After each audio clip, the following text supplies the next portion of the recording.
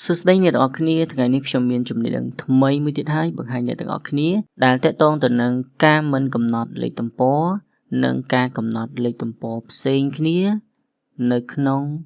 ឯកសារតែមួយបាទដើម្បីឲ្យយល់កាន់តែច្បាស់តោះទស្សនាទាំងអស់គ្នាណាឧទាហរណ៍ថាខ្ញុំមានឯកសារ Word មួយបាទអញ្ចឹងនៅក្នុងឯកសារខ្ញុំហ្នឹងកន្លែងពីរស្លឹកនេះខ្ញុំប្រើប្រាស់សម្រាប់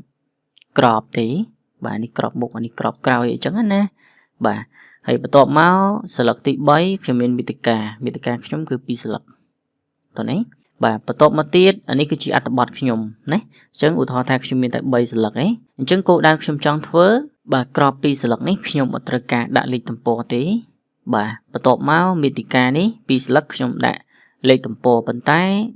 ខ្ញុំកំណត់ជារ៉ូម៉ាំងតូចតោះនេះបាទហើយបន្តមកទៀតកន្លែងអត្ថបទខ្លឹមសារអត្ថបទខ្ញុំដាក់ទំព័រកំណត់ពី1ទៅ1 2 3 4អញ្ចឹងណាតោះទស្សនាទាំងអស់គ្នាណាដើម្បីធ្វើយើងត្រូវផ្ដាច់ទំព័របាទកុំឲ្យវាមានទំនាក់ទំនងគ្នាបាទដំបូងយើងផ្ដាច់ទំព័រទី1និងទំព័រទី2ណាអញ្ចឹងខ្ញុំដាក់ cursor នៅខាងក្រោមទំព័រទី1ខ្ញុំចូលទៅក្នុង layout ខ្ញុំចូលទៅ break ខ្ញុំចូលទៅ next page បាទនេះយើង break section ណាបាទយើងឃើញពីស្លឹកនេះ color វាខុសគ្នាឯងបាទចឹងនេះពណ៌ផ្សេងនេះពណ៌ផ្សេងអញ្ចឹងនៅពេលដែលយើងចុចកន្លែងហ្នឹងទៅពីស្លឹកហ្នឹងគឺវាផ្ដាច់ចេញពីគ្នាវាជា section 2ផ្សេងគ្នាតោះនេះ section ហ្នឹងយើងបកប្រែខ្មែរថាផ្នែកបាទយើងបំបែកវាជា2ផ្នែកទេណាបាទខ្ញុំចុចកន្លែងហ្នឹងមកបាទយើងឃើញ cursor មកនៅទំព័រទី2ឯងបន្ទាប់មកយើងផ្ដាច់ទៀតផ្ដាច់ពីទំព័រទី2ហើយនិងទំព័រទី3នេះកុំឲ្យមានទំនាក់ទំនងគ្នាទៀតណាបាទឥឡូវខ្ញុំដាក់ cursor មកក្រោមតិចមកបាទដល់តំណែងក៏បានដែរបន្ទាប់មកខ្ញុំចូលទៅក្នុង layout ខ្ញុំចូលទៅ break ខ្ញុំចូលទៅ next page បាទឥឡូវ cursor យើងមកដល់ទំព័រទី3ហើយបាទត្រង់កន្លែងនេះវាចេញស៊ុំដែរដោយសារតែវាយកតាមទំព័រទី2ណាឥឡូវខ្ញុំចុច delete បាទខ្ញុំចុច delete មានន័យថាខ្ញុំលុបខាងស្ដាំណាតោះនេះបាទបន្ទាប់មកយើងត្រូវផ្ដាច់ទៀតណាផ្ដាច់ពីស្លឹកនេះហើយនឹងទំព័រនេះបាទកន្លែងខាងលើនេះដោយសារតែខ្ញុំអត់ដាក់ទំព័រទាំងពីរអញ្ចឹងខ្ញុំផ្ដាច់កន្លែងនេះហើយខ្ញុំផ្ដាច់កន្លែងនេះទៀតតោះនេះមានន័យថាទំព័រនេះហើយនឹងទំព័រនេះអត់មានទំនាក់ទំនងគ្នាទេហើយទំព័រនេះទំព័រទី2ហ្នឹងហើយនឹងទំព័រទី3នេះក៏អត់មានទំនាក់ទំនងគ្នាដែរតោះនេះបាទប៉ុន្តែដោយឡែកនៅក្នុងទំព័រមាតិកានេះ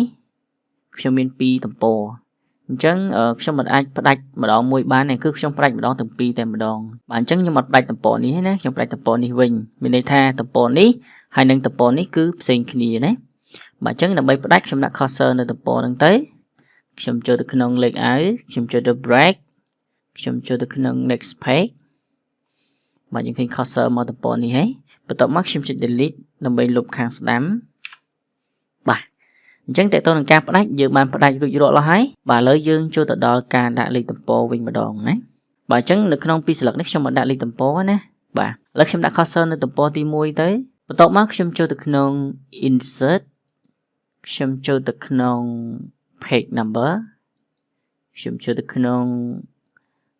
bottom page បាទនេះខ្ញុំដាក់លេខទំព័រនៅខាងក្រោមណាបើសិនជាអ្នកទាំងអស់គ្នាចង់ដាក់លេខទំព័រនៅខាងលើយើងយក top of page នឹងមកណា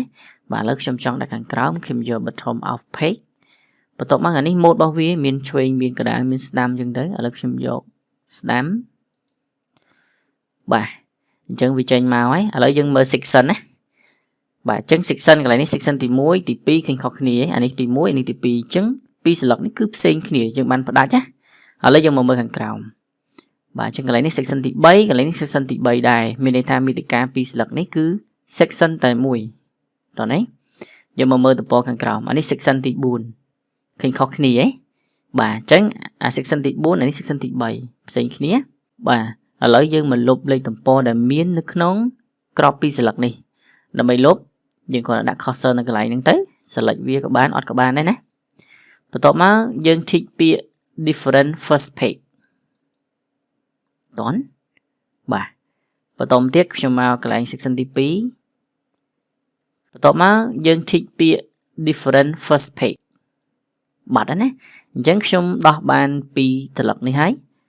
បាទអញ្ចឹងខ្ញុំដោះទំព័របាន2ស្លឹកនេះណាបាទអត់មានទេ2ស្លឹកនេះឥឡូវយើងមកដល់ section ទី3បាទអញ្ចឹងកន្លែងនេះវាជាប់3ចែបាទអញ្ចឹងដើម្បីកំណត់ លេខតំពរថ្មីយើងចូលទៅ design យើងចូលទៅក្នុង page number យើងចូលទៅក្នុង format page number បន្ទាប់មកទៀតយើងកំណត់ទម្រង់ថ្មីបាទកន្លែងមាតិកាខ្ញុំយកលេខរ៉ូម៉ាំងតូចណាបាទបន្ទាប់មកកន្លែងនេះយើងចង់ឲ្យវាចាប់ផ្ដើមពីប៉ុន្មានទៅអញ្ចឹងខ្ញុំឲ្យវាចាប់ផ្ដើមពី1ទៅខ្ញុំចុចអូខេតន់បាទអញ្ចឹងកន្លែងនេះគឺរ៉ូម៉ាំងតូច1កន្លែងនេះរ៉ូម៉ាំងតូច2តន់បាទឥឡូវយើងមកមើលកន្លែងអត្ថបទយើងវិញម្ដងកន្លែងនេះយើងចង់ឲ្យវារត់ពី1ទៅវិញណាបាទអញ្ចឹងយើងដាក់ cursor នឹងកន្លែងហ្នឹងហើយយើងចូលទៅក្នុង page number យើងចូលទៅក្នុង format page number បាទបន្ទាប់មកកន្លែងនេះ start យើងឲ្យវាចាប់ផ្ដើមពីប៉ុន្មានទៅ1ណាបាទហើយកន្លែងនេះបើសិនជាយើងអត់ចង់យក1 2 3យើងយក style ផ្សេងៗក៏បានដែរតោះនេះបាទអញ្ចឹងបន្ទាប់មកខ្ញុំចុចអូខេតន់អញ្ចឹងកន្លែងនេះ1 2 3បើសិនជាឯកសារយើងមានខាងក្រោមទៀតវា load 4 5 6អីចឹងទៅតោះនេះបាទឥឡូវខ្ញុំ close header and footer យើងមកមើលលទ្ធផលទាំងអស់គ្នាណាអញ្ចឹងកន្លែងនេះក្របយើងពី select គឺអត់មានលេខតំពរទេបាទបន្ទាប់មករ៉ូម៉ាំងខ្ញុំពី select ខ្ញុំមាន1 2បាទរ៉ូម៉ាំងតូច1រ៉ូម៉ាំងតូច2បន្ទាប់មកទៀតខ្លឹមសារអត្ថបទចាប់ផ្ដើមពី1 2 3តោះនេះបាទអញ្ចឹងតកតងទៅនឹងការមិនកំណត់លេខតំពរនិងការកំណត់លេខតំពរផ្សេងគ្នាខ្ញុំមានប៉ុណ្ណឹងជាចុងក្រោយសូមអរគុណសម្រាប់ការតាមដានរបស់អ្នកទាំងអស់គ្នាបើសិនជាអ្នកទាំងអស់គ្នាមានសំណួរឬក៏សំណូមពរផ្សេងអាច comment នៅខាងក្រោមវីដេអូបានណាជួបគ្នានៅវីដេអូបន្ទាប់